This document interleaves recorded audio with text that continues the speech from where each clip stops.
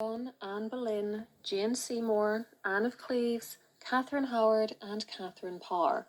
All were married to the same man and 2 of them were killed by him. But where are the bodies of the 6 wives of Henry VIII buried?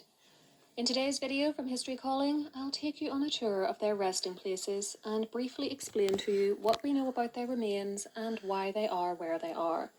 You'll find out which wife is buried with Henry VIII and near Elizabeth II, why there are 6 wives but only 5 grave sites, who ended up in a communal grave and without a coffin, and which wife's remains are missing. I'll also tell you about the memorials to the 6 wives, who erected them, and how they have changed over the years. Finally, we'll think about why none of the first 3 women's children, Edward VI, Mary I and Elizabeth I, ever had their mothers' bodies moved. If you've been here for a while, you'll know that I have in-depth videos on the deaths, burials, and sometimes disinterments of these women. These are all in my 6 Wives playlist, which I'll leave linked on screen and below for you. But this is designed to be a brief overview for the uninitiated, or for those who enjoy a quick recap of how the lives of these famous Queens of England ended. I think it's also the first time I've done a video about all the wives at once, which was part of the reason I liked the idea. So let's get started.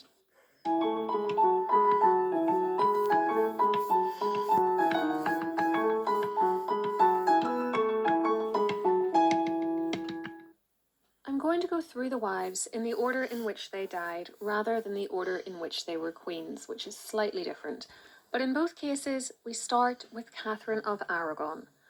Catherine was Henry's Spanish wife and former sister-in-law, having first been married to his brother Arthur Tudor, Prince of Wales, and after he, Henry, abandoned her in order to marry Anne Boleyn and banished her from court, Catherine died, aged 50, on the 7th of January 1536 at Kimbolton Castle, possibly of heart cancer, as a black mass was found on her heart during her autopsy.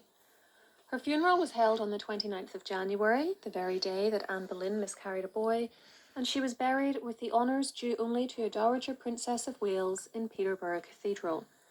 She was not placed near the high altar, which was seen as an insult, given that this was the place of greatest honour in the church, but she is one of only 2 wives whose remains seem to have rested undisturbed since then, though I did find one source suggesting that her coffin might have been briefly exposed but not opened in 1890. I couldn't verify if this was true though. Her daughter Mary had intended to move her mother to a more prominent burial place, but when Mary became queen in 1553, she never got around to doing this.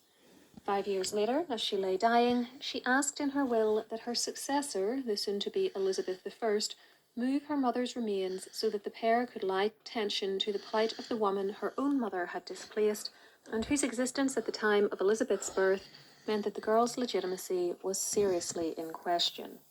Speaking of Elizabeth's mother, let's now turn to Anne Boleyn, and I'm betting most, if not all of us, already know what this unfortunate woman's cause of death was. Executed by sword on this spot outside the modern jewel house within the grounds of the Tower of London on the 19th of May 1536. She was around 35 years old.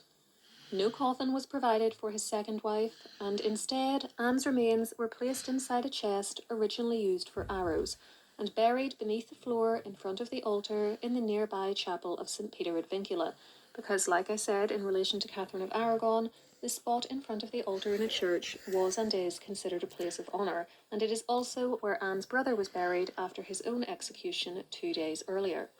The fact that even Anne got this position, despite dying in disgrace, really hammers home what an insult it was to Catherine not to give her a similar honour in Peterborough Cathedral. Something else which I think is worth mentioning about the Boleyn burials, but which few people seem to consider, is how terrible the smell must have been. Brother and sister were not in lead coffins, nor is it likely they had been embalmed. Instead, they were in shallow graves and had been buried near the start of summer. The stench must have been horrific as they decomposed. Unfortunately for Anne, she has not rested in total peace in the centuries since her death either. In fact, we know that she has been disinterred at least twice since then. Before I dig in, pun intended, to the story of Anne's disinterments, if you're enjoying this content and want more history, Tudor and otherwise, please give this video a thumbs up and subscribe to my channel with the notification bell switched on so that YouTube lets you know when I upload. For more from me, why not follow me on Instagram too, which is linked in the remains. The remains all, as you can see in this old floor plan showing the burial. Gloriana, October 1537.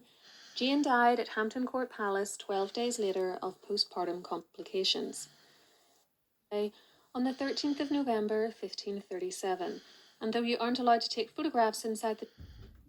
Instead, as the mother of his heir, and the only wife he didn't repudiate or die before, she has the... Henry had, of course, intended for his own and his third queen's... She has been disturbed.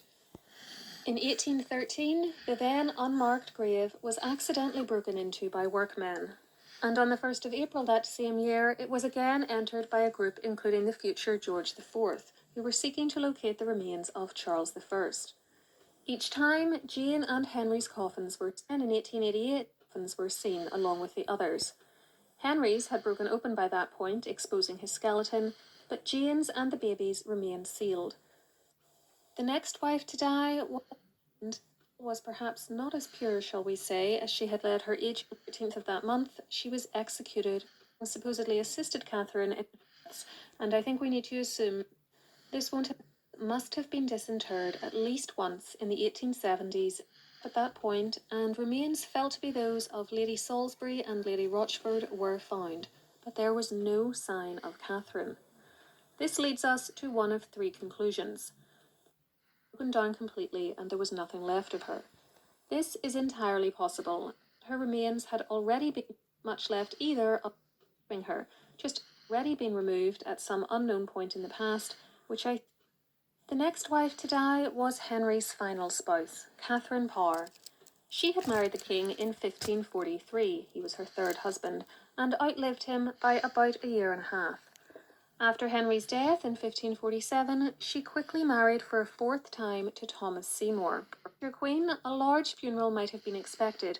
However, as the first Catherine's death and corpse, and what you're seeing here is an actual drawing of her real body, was abused multiple times, including being basically torn apart by a bunch of drunks. And it was only in 1817 that what was left of her was reinterred at St Mary's Chapel at Sydney, though not that I'm aware of.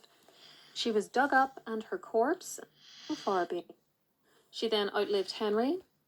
At the time of her death, she was an avowed Catholic, just like the then Queen, and Mary made sure her one-time stepmother had a large funeral at the Abbey. She is buried in one of the most prestigious buildings in the United Kingdom, and arguably in the world. When we look at how Henry's other cast-off wives were treated, with Catherine's name and date of death was placed on the floor above her remains. The last of the original in life. Anne Boleyn installed, unmarked until even though her remains had...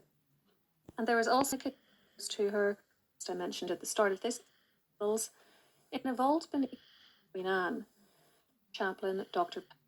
a wife by every nothing in its... It was beautifully done, though, in my humble opinion. Quote, was probably made by Theodore Havius of Cleves. Afterlives of the Six Wives. Those of you who donate using the